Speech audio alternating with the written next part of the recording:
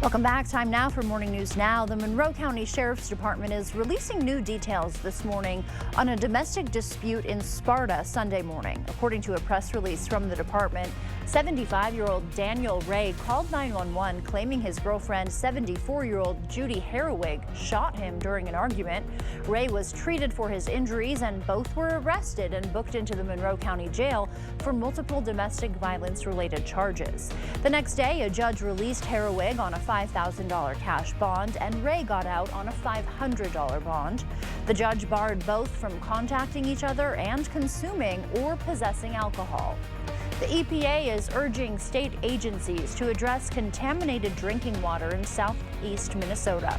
They're responding to 11 advocacy groups who asked them this spring to take emergency action for the 8-county karst region, which includes Fillmore, Houston, and Winona counties.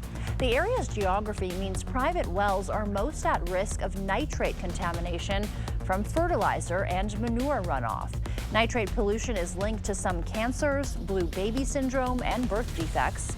A litigator with one of the groups who contacted the EPA says the state needs to be able to determine how much contamination there is.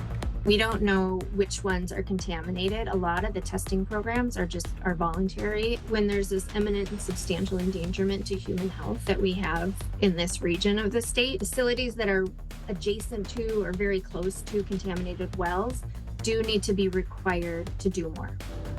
Curry says the intent is not to point the finger at farmers because she says many of them are part of programs practicing low pollution methods.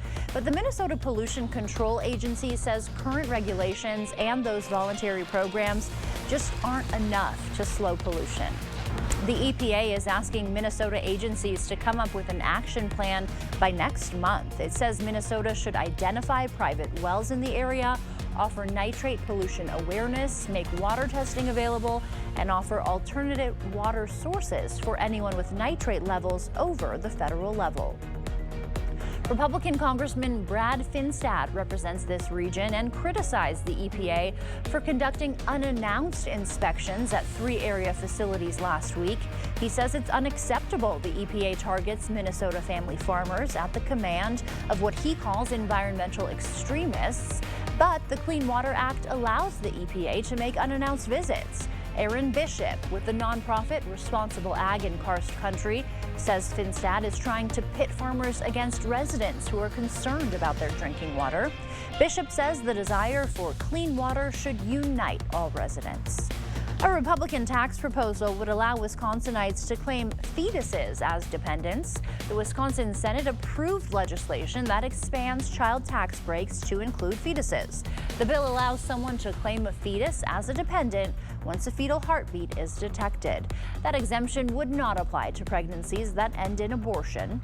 Democrats are slamming the bill and accusing Republicans of pushing an anti-choice agenda.